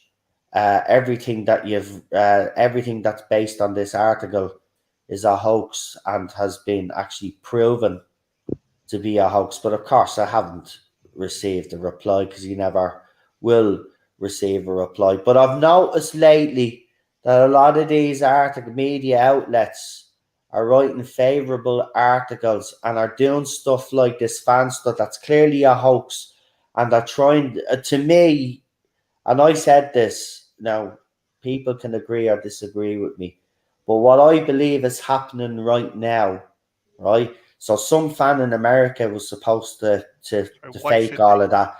That's why there was so many mistakes in it, right? Because they obviously don't do their research either when they're trying to hoax these things. But what I have noticed is magazines and newspapers like the Mirror are not doing the research and are happily printing all of this stuff. And I've come to the conclusion, because if you look at all the other social media accounts as well, especially those that have influence and get the freebies off the BBC, right? they're trying to influence RTD, in my opinion, with all of these newspaper articles, with all the stuff that the fans are saying in all of these forums and stuff, right? And online on Twitter or on YouTube. And the one thing that they all keep calling for is another female doctor. And this is why I believe all this forgery crap is happening. And this is why I believe that they're putting out all female doctor rumors all the time. Again, I just seen another article now. Michaela Cole's name is back in the mix, apparently. But have you noticed it's 3 names when it comes to females? Yeah. It's the same 3 names. So for me, that shows that this isn't based off any info they've been given. No. Or anything like that. Or do you know why? Because if it was actually source stuff, or if it was somebody who had maybe a tiny link to Russell, it would be different names. Exactly. It wouldn't be Lydia West. Say that name again that you've just said. Michaela Cole. Michaela Cole, and is it Tina something? Yeah, Tia. Is her name Tia? I know who you're talking Tina about. It's literally those names. Yeah, in names. Like repeat. Whereas no, and I agree with you. I think what some people are trying to do, they're trying to almost embarrass Russell. That if he goes against the grain of going with a male, then he's going to look bad because they're all trying to push the female. I agree, and I think the media are helping again, like they did when all of this propaganda came out when we got Jodie Whittaker. They're already girding up, folks. So I think it's important that, especially our side of the argument, do videos and do streams on why we don't believe it's a good idea to go with a female doctor at this time, or what you believe. If you still believe that the doctor can, it doesn't work as a female doctor, then do videos on that. But I am sick of this, and it's always, have you noticed, it's funny though, right? Because someone would have to have alerted that journalist of that. So what happens is that the people that came up with that made sure that high profile people within the fandom were tagged in that. And then some of them just says, look, they even probably looked at it and said it's wrong, but here, let's retweet it anyway, because others out there won't read it. They'll just see that one line, another female doctor has been cast. They don't even read the information. They just read that line because that's all they're focused on. That's their agenda. But I honestly do believe that the media, along with some fans in this fandom, are trying to influence RTD.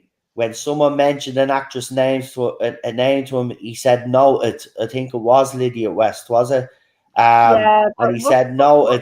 But seriously, that is people having fun. He's having fun. I know he is still having fun. I know he's still having fun, but still, he's on social media. This is the difference between him and Chris Chibnall, right? Yes, his account, he probably is not as active, right? But he's watching, because he clearly, when that suggestion was made, he went noted. So he's watching social media, folks. So he's watching what's being said on social media. Now, if he's following all these accounts, which I think he is, right? If they're all harping on about another female doctor, well, maybe he seriously is taking notes. So we need to look. It's always going to be a battle. This one was, right? To see who kind of gets their way this time. Does he pander to the same fans that Chris Chibnall has for the past 5 years? Or does RTD make the sensible choice, the right choice, in my opinion? The choice that I think will eventually bring all fans together. I don't care about these fans. If they want to walk away, let them walk away, right? We don't need them. I want to ask you something, though, and I can ask the panel. I think Russell could be doing certain things right now to basically create a smokescreen. Yep. To hide who he's actually going to pick. What he does. I think the noted thing I think maybe if anything else happens, it's all a red herring. She Yeah. could be your It's all- companion. Yeah, that's what I'm thinking. I think the noted thing was him trying to maybe go so people then think she's a doctor, but he's actually hiding his companion. See, now I'd be Yeah. happy with that. I'd be happy with that. But then the doctor would have to be someone. Actually, very interestingly enough, do you remember that picture of that actor that Lee problem being showed us on the panel a few months back? Remember the actor with the curly hair, Yeah. and he had the well. Interestingly enough, right? Someone in the Doctor Who fandom retweeted him, and he said he was looking forward to getting back to work in 2022, right? And again, the weird thing about it was the exact same photograph that Lee had shown us. Oh, with like Right? the oldie fashioned clothes a bit. Yeah. Yeah. He retweeted that. He tweeted that photograph, his own photo, that particular photograph. Now, some fans are reading into it, right? That it could be him kind of saying, well, maybe I'm going to be the doctor. Listen, if it's him and Lydia West as companion, I'm down. Yeah. I'm down. Listen, I said a big name, right? I really think Lydia's the companion and Russell's trying to hide it. Listen, I still do. I don't know if he would work, right? Because he's not a big name, right? Because I do believe after this, we did need to go down the big name route. But if this is the way that RTD has decided to go down, and I'm not saying he is, but he is. Some fans have actually. I don't know if they've probably been watching Lee talk about him, because all of a sudden his name has come out of nowhere, and now he's being retweeted in the Doctor Who fandom. I'm not quite sure Michael Sheen's going to get it because they're only halfway through filming Good Omens now. Obviously, they could be way finished that before they film Doctor Who, but I'm not quite sure that RTD would go with Lydia West and Michael Sheen. I think he'd probably go Lydia West and a younger Doctor, which would be this guy that Lee introduced us all when he showed us that photograph. If he goes with him and Lydia West, I'd actually be happy with that, to be honest. Don't get me wrong, I'd be over the moon if it's Michael Sheen.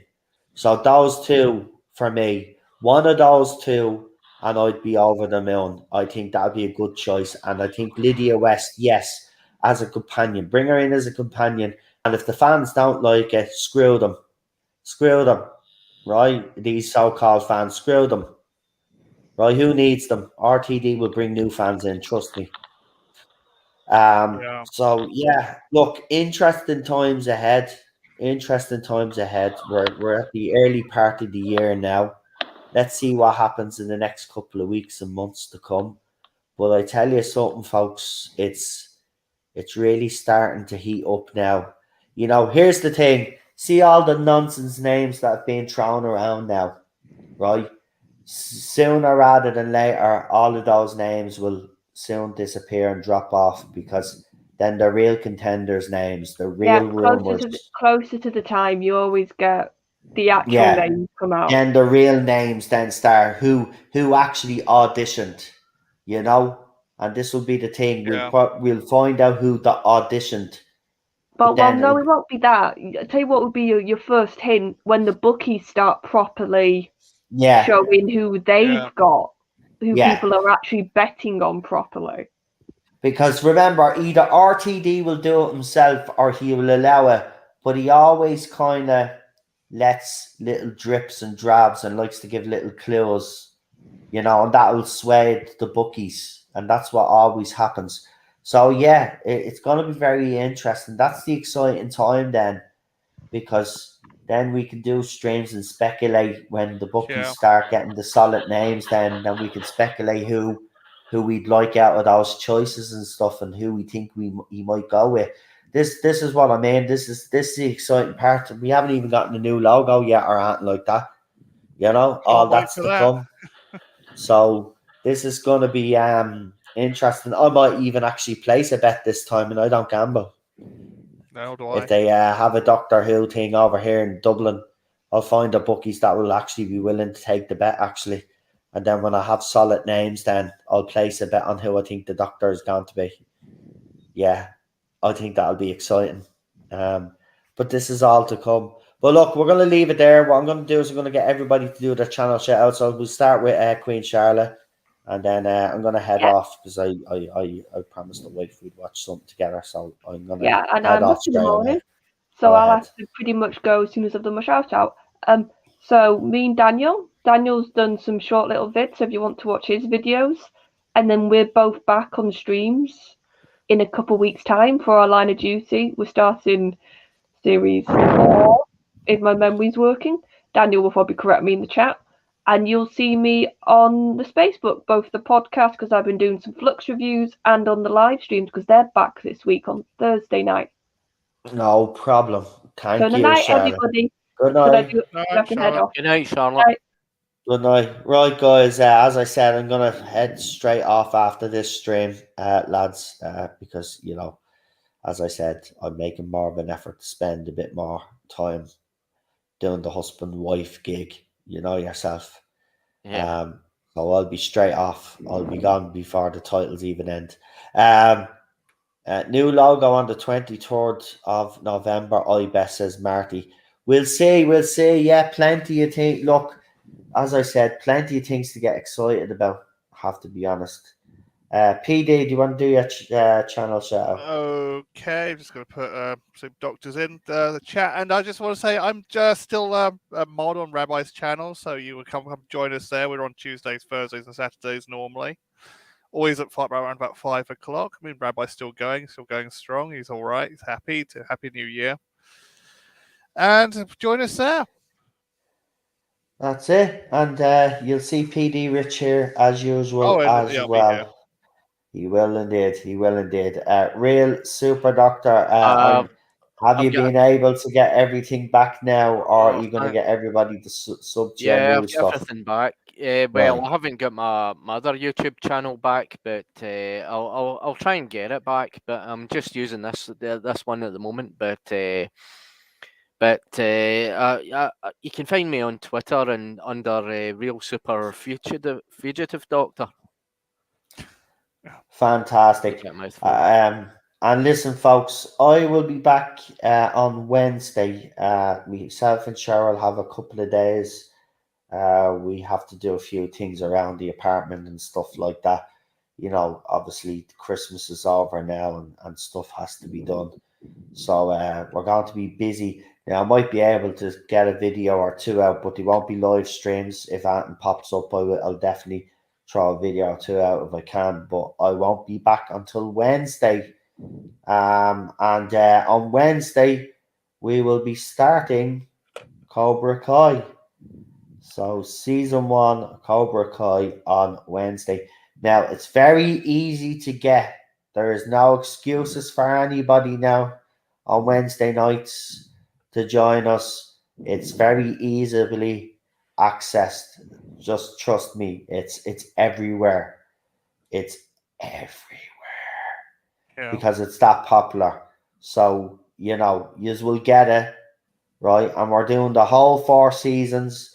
Now, they're about, it depends on the episode, but they're roughly under 30 minutes. So we'll probably do 2 or 3 every Wednesday. So come and join us for that. And as I said, Rick and Morty was supposed to come back this week, but we're going to put it to next week because I'm still not back to normal yet after the Christmas period. I'm still adjusting. So it'll be next week. I'll announce what day that's coming back and all of that later on in the week when I get everything figured out. See, I have to write everything down now because there's going to be so much going on that I have to actually do out a schedule now and stream at certain times and stuff. like that. So yeah, I'm getting serious now for 2022. I remember we got some movies coming out as well, which I will be discussing. And few, as I said, we will be doing the Ghostbusters trilogy. We might kick that off soon.